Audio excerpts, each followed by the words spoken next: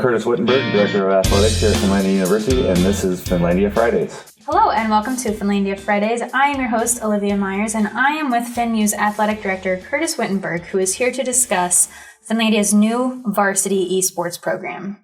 Thanks for having me, Olivia. Yeah, thank you. Thank you so much for being here. So my first question for you, Curtis, is what is esports? Esports is basically it's gaming, online gaming. It's a team aspect. It's usually 3 to 5 player games, things like League of Legends, Fortnite, those type of things. And so it's kind of a new, it's been taken off over the last 4 or 5 years throughout the country. We're up, the last count, probably over 200 varsity esports programs throughout the country. So Finlandia is definitely not the first esports program. No, the first one started back around, I think it was 2014, 15, somewhere in that area. And like I said, just in that timeline, the last 5-6 years, it's gone up over 200 varsity sports, along with throughout the country, there's still plenty of club programs at university levels and so forth as well. And one of the things that I think maybe is hard for people to wrap their head around if they aren't in the esports realm is that this is different from playing PlayStation or Nintendo or whatever. Can you talk a little bit about the differences of it and how it manifests itself in a team environment? Sure. Well, obviously, it's a team concept. So like I said, there's 3 to 5 players depending on the game. And so usually they're, hooked up with headsets and everything else, communicating back and forth, competing against other teams, whether it's in the same space or across the country, whatever it may be. And so, you've got different skill development that's very similar to any other athletic program, with the teamwork, the communication, those type of things. And so that's how that differs, where you're thinking, a lot of people are thinking just a one-on-one or just against that game itself for most computer games. And so what does a varsity esports team look like at Finlandia? Because they have competitions, right? Yeah.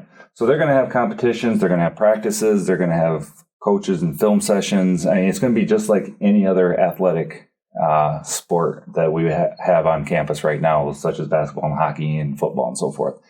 One of the biggest differences that you can say about esports compared to a lot of other sports, they don't have to travel to compete. They can actually compete right here on campus against other schools just via online. And I think that is maybe a huge selling point for some students because it allows them to, be involved in a way that maybe they weren't before in athletics. And they don't have to worry as much about the travel aspect of it for classes and coursework. Right. Well, one of the things we did find was that a lot of students are already gaming on campus as it is, like they are on probably all campuses across the country.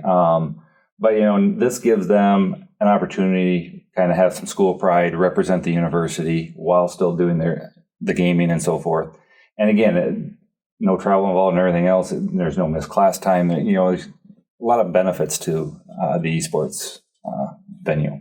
One of the, I think, big questions that people have is the arena and what that's going to look like. And we're still in talks trying to narrow that down and where that will be exactly on campus. But it sounds like it's promising, maybe narrowed down to 1 or 2 places, and that announcement should be coming out hopefully sometime this spring. Yeah, I mean, the goal is to have that figured out here in early spring so we can start kind of renovating that space, whatever it may be. But basically, it's going to look like more or less a computer lab for the most part. Some schools really go all out. They actually have a little viewing area and a staging area for the competition dates and that type of thing. Whether or not we want to go that extreme, I guess we're going to wait and just kind of see how well this takes off first before we go to that level.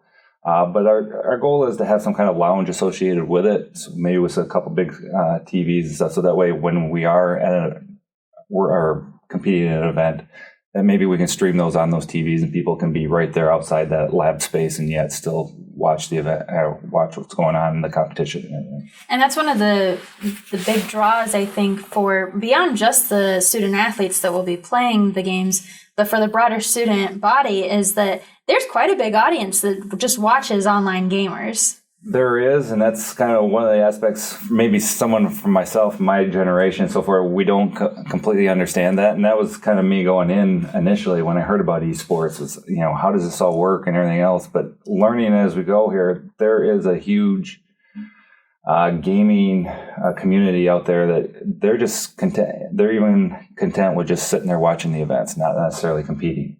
You find out there's arenas all over the country, all over the world actually, they'll sell out soccer arenas just to watch competitions. So I mean, there's an event there or an avenue for live streaming the events and so on, and trying to get people across the country to watch our teams play. So the competitions that the students will be playing in, first off, we should say that this isn't an NCAA sanctioned sport at this point. Correct.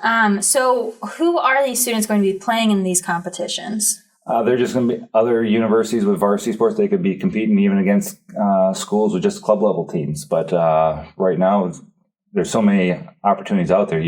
We'll just be reaching out to those other schools with teams right now, and then setting up schedules and so forth, and just go head-to-head competitions. And there are schools that are putting on big tournaments and actually offering cash prizes and so forth. And so how far we get into that level, well, again, that's going to be determined on how many students we get involved in the program and how well it takes off. And that's my next question for you is the student athletes, because it's not NCAA sanctioned and because, we can kind of have numerous teams, what's the cap on the amount of students that are allowed to play?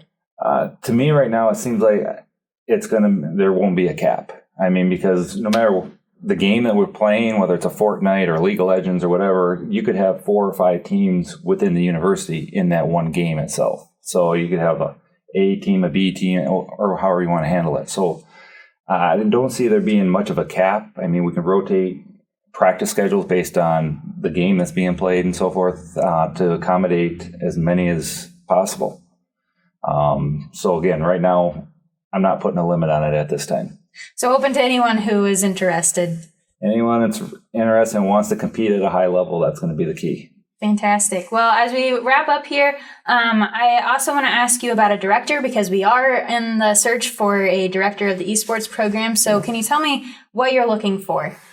Looking for someone to kind of oversee the whole the esports program. They may not necessarily be the director position won't be able to coach every single game, because it's hard to have somebody that knows League of Legends and knows Fortnite, so all the different games. But this person is going to organize, recruit, manage, or put together practice schedules, game schedules. They're going to be just kind of an overall director of the whole esports program. Fantastic. Well, thank you, Curtis, for being with us today and talking about esports. To learn more, you can visit fulions.com/sports/esports. And I also want to point out that this weekend is Hakenpaiva, so don't miss those events, including the parade, wife carrying, and kick sledding, which all starts tomorrow morning. And if you want to learn more about that, you can visit finlandia.edu/Hakenpaiva. Until next week,